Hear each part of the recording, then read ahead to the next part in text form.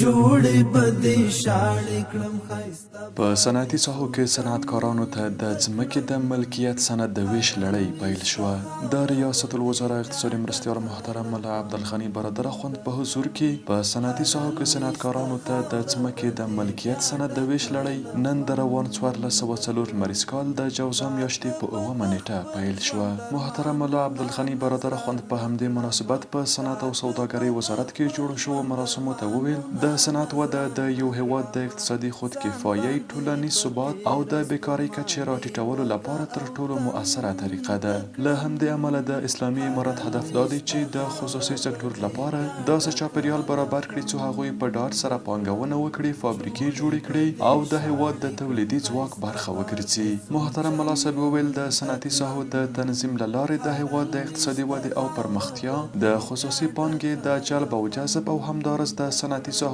د مدیریت، ساتنې او مراقبت په موخه د افغانستان اسلامي امارت زعیم عالی قدر امیر المؤمنین حفظه الله تعالی له لوري د صنعتي ساحو قانون توشیح شوی دی. دا قانون په صنعتي ساحو کې صنعتکارانو او پانګوالو ته د صنعتي فعالیتونو د ترسره کولو لپاره لازمې زمینې او اړوندې نورې اسانتیاوې مساعدوي، څو له یوې خوا هیوادوالو ته کاري فرصتونه پیدا شي او له بلې خوا د هیواد په اقتصادي وده او پراختیا کې د پام وړ لاسته راوړنې ولرو. محترم ملا عبدالغني برادر اخوند زیاته کړه د صنعتي ساحو جوړولو لپاره د ځمکو د ورکړې په اړه عالی قدر امیر المؤمنین حفظه الله تعالی حکم کړی، څو د نوي منظور شوي قانون، چاپیریال ساتنې او ښاري ماسټر پلان مطابق د کابل په 4 خواوو کې 2 زره جریبه ځمکه، په ننګرهار، کندهار او بلخ ولایتونو کې 10 زره جریبه ځمکه، په کندوز ولایت کې 10 زره جریبه ځمکه او په پاتې نورو ولایتونو کې د امکان په صورت کې د صنعتي پارک لپاره په هر ولایت کې 1000 جریبه ځمکه، د کوچني صنعت او تشبثاتو لپاره په هر ولایت کې له 10 څخه تر 50 جریبه ځمکه ځانګړې او وسپارل شي.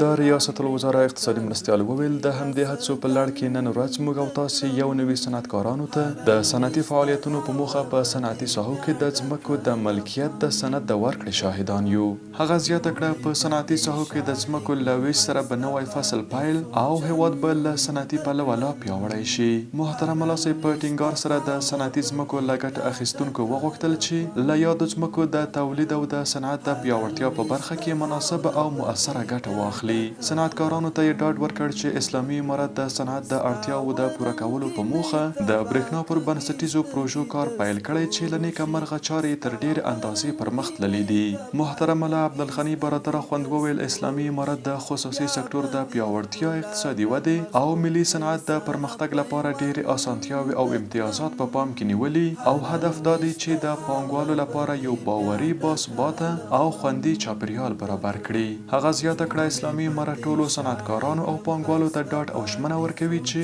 د تولید او محصولاتو د قیمت، کیفیت او کمیت د تأمین په صورت کې به پر بهرنیو مشابه اموالو د خودکفایۍ په اندازه تعرفه لوړیږي. په پای کې د ریاست الوزرا اقتصادي مرستیال په کور دننه او بهر کې مېشت افغان پانګوالو څخه وغوښتل چې خپل صنعت، تجربه او پانګه افغانستان ته را انتقال او د هیواد د اقتصادي بنسټونو په پیاوړتیا، د کاري فرصتونو په برابرولو او د صنعت سکتور په پراختیا کې فعاله ونډه واخلي.